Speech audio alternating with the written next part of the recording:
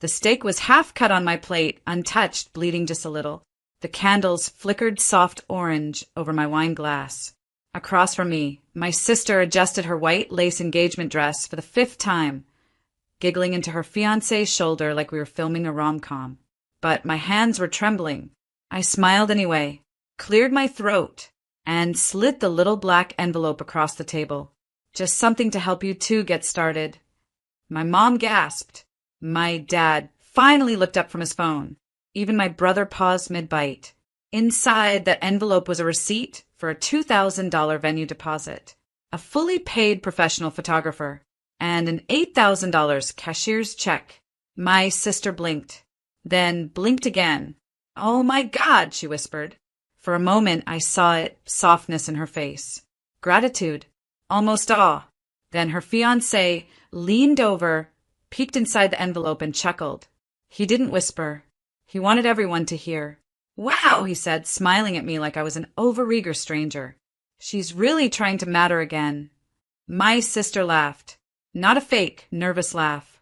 A real one, sharp and shared, like an inside joke I didn't get. My mom giggled behind her hand. And that was when I felt it. Something split down the center of me. Clean. Quiet. I reached for the envelope, slid it back across the table, and tucked it into my purse. They were still laughing when I stood up. "Let me try less," I said, calm as water. And I walked out. I didn't look back. 10 minutes later, the venue manager, whose number was still listed under my name, called my sister. He informed her that the booking was canceled. The deposit was non-refundable. The photographer texted her fiancé, "Per Aaron's request, your date is off my books." The bank transfer for rent bounced right back into my account. I had unlinked their address that morning. By the time they left the restaurant, they had no venue, no photographer, and no money. Just a growing sense of dread and 3 wine glasses left untouched. They thought they'd shamed me into silence. They thought they could humiliate me at their celebration, and I'd still sit there smiling, paying, performing. But they forgot something. I wasn't trying to matter. I was trying to be kind. And when kindness is met with cruelty, well, they wanted a performance. Instead, they got a warning. I was 11 when my mom first called me the reliable one. It was over something small, making dinner while she was late from work, watching my little sister so she could rest. But I remember the way she said it, like it was a compliment, like being responsible was some kind of crown. I wore it proudly for years. Straight A's, babysitting jobs, no parties, no dating until college. Always the one who picked up the slack when someone dropped the ball, which in my house was often. My sister, Natalie, she dropped them daily. Speeding tickets? I paid 3. Credit card debt? I covered it twice, once without even telling her I did. Rent shortfalls? Constant. She'd cry, promise to get her life together, and my parents would say things like, "She's still figuring it out?" Not everyone matures early like you, Aaron. That was the pattern. I was the plan B, the backup parent, the fixer. Natalie, on the other hand, she was the sunshine, the princess, the one they joked would marry rich and solve everything. Except she never married rich. She just dated guys who looked expensive, posted filtered photos, and borrowed from me when rent was due. There was one week. I just started a new job, hadn't even gotten my first paycheck yet, when she called sobbing because her power was about to be shut off. I drove an hour in a snowstorm to hand her cash. No thank you. No hug. Just, "Next time, please bring groceries too. I have nothing here." And I did. Next time and the next time and the next. It wasn't just her. My parents leaned into it too. They asked me to co-sign loans I didn't benefit from. Asked if they could temporarily list my house as a collateral asset when they refinanced their second mortgage. I said yes, because that's what the reliable one does. They don't ask why the house needs refinancing. They just show up, sign, pay, smile. I kept telling myself it was love, that they loved me, that they must, right? Because who lets someone give this much and doesn't love them back? Who lets their daughter sink herself in quiet debt just to hold the family together? But then came the engagement dinner, and the card, and the laughter. I watched Natalie laugh at me at the biggest, most generous gift I'd ever given, like I was a joke at my own table. I didn't matter. Not really. Not to her. Not to any of them. The gift wasn't proof of love. It was proof of my role. Because in their story, I wasn't a sister. I was just a service. I started noticing the way he looked at me. Not at me, really, through me. Like I was a number. A resource. A means to a very comfortable end. Tyler, my sister's fiancé, was charming, sure. Good teeth, expensive watch, smile like a salesman. And he knew it. When I first met him, he said, "So you're the sister/sponsor?" I laughed awkwardly. Thought it was just a weird joke. But then it kept happening. Little digs, always with a smile. "You must really love working, huh?" "Wow, another check? You trying to outshine the bride. You're like a third parent to Natalie, maybe even the richer one."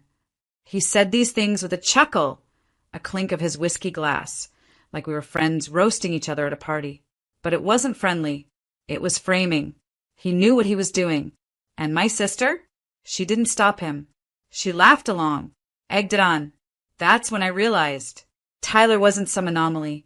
He was a mirror, a perfect reflection of my family's values. Take, joke, belittle, repeat. One night, I came over to drop off an RSVP list Natalie had forgotten at my place. Their apartment was dark, but the front door was cracked. I knocked, then stepped inside.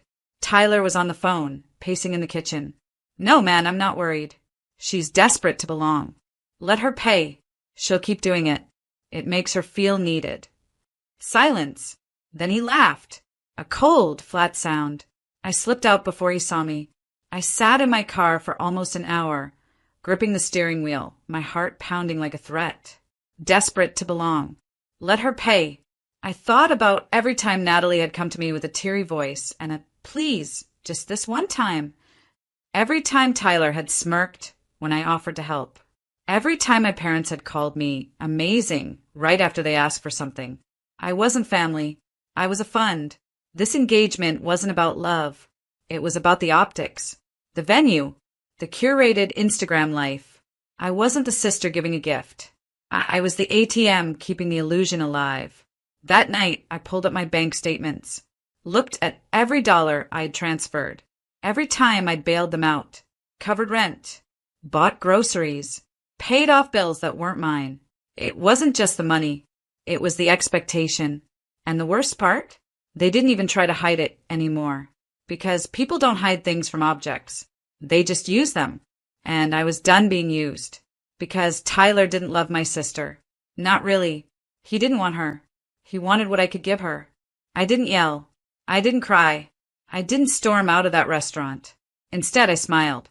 And in that smile was every quiet, calculated thing I was about to do. The next morning, I woke up before sunrise, made myself coffee, and started unraveling the illusion, piece by piece. First, the venue. I called them directly, not the coordinator. Set an in-person meeting. When I arrived, I brought all the receipts, ID, bank records. Proof the deposit was from my account, under my name with my signature on every line. The manager, a woman named Carla, looked at me and said, "You still want the date reserved?" I paused and smiled. Yes, but no one else is authorized to change or access anything, not even the couple. Carla nodded. Understood. Step 2, the photographer. He was a friend of a friend, a talented guy I'd paid in full to secure his time. I called him, explained the situation vaguely, and said I might cancel. He didn't ask questions, just said, "You gave me a good rate. I'll hold off booking anyone else. But your contract is your call." Then came the big one, the money. I went to the bank, sat down with an advisor, told them the $8,000 was technically a gift, but I wanted legal protection in case things turned complicated. They helped me file a notarized statement. Gift pending on conditions not yet fulfilled. No shared accounts. No co-signed anything. In short, nothing traceable. Nothing owed. I was done being their safety net. Done being their plan B. From the outside, though, you'd think I was planning the royal wedding. I kept replying to Natalie's texts. Kept saying things like, "So excited," and "You'll be the most beautiful bride." She ate it up. Tyler sent me a meme once. A joke about rich ants funding chaos. I didn't even respond. Because the party they were planning? It wasn't real. The venue? Mine to cancel. The photographer? Already fading. The $8,000? Sitting in a different account now, untouched. Protected. But I let them build it anyway. The Instagram posts. The floral Pinterest boards. The endless group chats about signature cocktails and bridesmaid shades. I watched them get drunk on fantasy. Watched them climb higher and higher into their storybook. Because here's the thing about revenge. You don't need to push people off a cliff. Sometimes you just have to step back and let them fall. The restaurant was upscale. Dim lights, ivory tablecloths, gold-trimmed menus. One of those places where the server refills your water after every sip.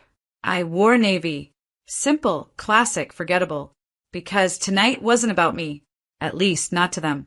It was Natalie and Tyler's engagement dinner. The soft launch of their new identity as a power couple. My parents were glowing. My brother flew in just to play favorite. The table was buzzing with future plans. The venue, the bridal shower, the honeymoon in Cabo. All ideas they assumed I'd be funding. I smiled through all of it. Played my part. The generous sister. The reliable one. And when dessert was cleared, I stood up and said, I have something special for you both. I reached into my bag, pulled out the envelope, and placed it gently in front of them. The gold trim glinted under the chandelier. Everyone leaned in. Inside was the full breakdown. Paid in full venue deposit, a signed contract from a top-tier photographer, and an enclosed check for $8,000 made out to Natalie. Gasps. Even Tyler looked impressed. My mother clutched her chest. For a moment, a brief, flickering moment, I saw something close to gratitude in Natalie's eyes. And then Tyler leaned in, glanced at the card, and said it. Wow, she's really trying to matter again. He said it like a joke, but he said it loud enough for the whole table to hear. My sister laughed. Not politely. Not nervously. She laughed like it was hilarious. My father looked down at his drink. My mother said nothing. I picked up the envelope, slid it back into my bag, looked around at the people I had supported, paid for, protected. Then I said calmly, let me try less. And I walked out. No shouting. No tears. No last words. I walked into the quiet evening air and let the door shut behind me like a gavel. 10 minutes later, I was in my car when my phone buzzed. Natalie, 7 missed calls. Mom, 2 missed calls. Tyler, 1 text. What the hell did you do? And then a voicemail from Carla at the venue. Hi. Just confirming the cancellation as requested earlier this week. The deposit has been released. We've voided the event date. Let us know if you need anything else. Then the texts came like fireworks. Natalie, you canceled the venue? Mom, call me now. Tyler, you messed up everything. Is this some kind of joke? Natalie, where's the photographer? They're not answering. Mom, the rent didn't go through this month. Did you change something? Yes. Yes, I did. The deposit? Refunded. The photographer? Never confirmed. The $8,000? Back in my name. The rent? No longer my responsibility. They weren't just embarrassed. They were exposed. Because this whole time, they thought I was trying to earn love. Desperate for attention. Begging for approval. They were wrong. I wasn't desperate. I was done. And when I left that restaurant, I didn't raise my voice. I raised the stakes. The backlash came fast. Angry calls. Bitter voicemails. A family group chat that lit up like a forest fire. How could you embarrass her like this? You humiliated your sister in front of everyone. After everything she's done for you? Everything she's done for me? Right. But I stayed silent. I didn't reply. Didn't explain. Because the collapse had already started. First, the photographer posted an open date announcement, same day as the wedding. Sudden change of plans, he wrote. Now booking. Mutuals tagged Natalie. Comments section exploded. Then came the venue update. A luxury wellness brand had snagged the date. Full buyout. Non-refundable. Gone. Tyler called me. I let it go to voicemail. You think this is funny? You made your sister look like a beggar in front of her friends. We've been scrambling all day. You better fix this. I didn't fix it. Instead, I blocked his number. That night, Natalie's Instagram went private. She deleted half the wedding posts. "Change of plans," her caption said, followed by a heart emoji that didn't fool anyone. But the worst was still coming. The landlord called them, said the rent check bounced. When Natalie told them I'd always handled it, he said, "Well, not anymore, she doesn't." They were 2 months behind and hadn't even known. Turns out when you build your whole life on someone else's effort and they stop trying, everything starts to fall apart. Tyler's friends started whispering. One of them leaked a screenshot, him bragging in a group chat, calling me the financial buffer. He became the punchline. A man who couldn't afford a wedding without his fiancée's older sister. Sponsors backed out. Venue gone. Vendors gone. Wedding canceled. And so was the engagement. I didn't hear about it from them. I heard it from a mutual friend who worked in event planning. "Tyler walked out," she whispered. Said Natalie wasn't ready for real life. That everything she had was borrowed. Natalie called me 3 days later. Voicemail. "You ruined everything. I was happy. He was the one. And you made him think I was pathetic." Long pause. "I needed you.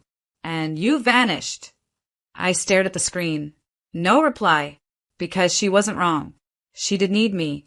But only to clean up. Only to fund, fix, or forgive. I gave them everything once.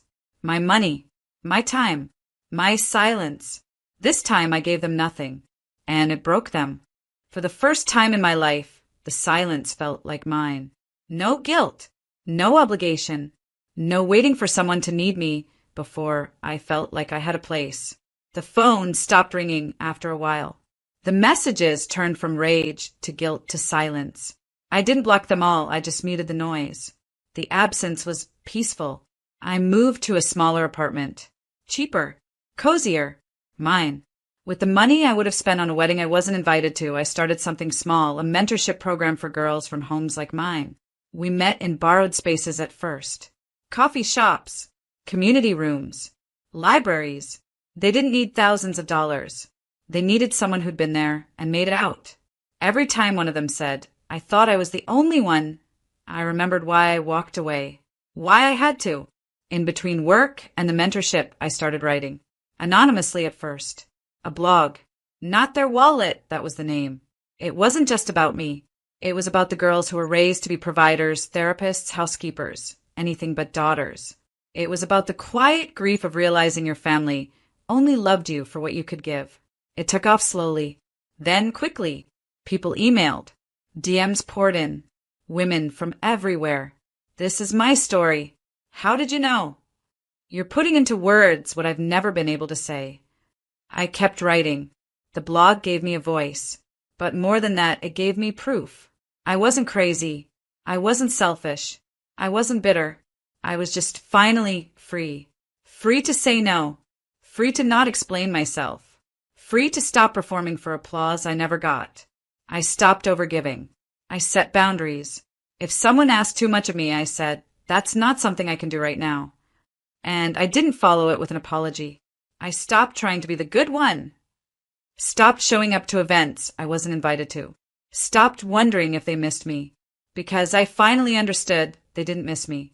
They missed what I did for them. And I was done mistaking that for love.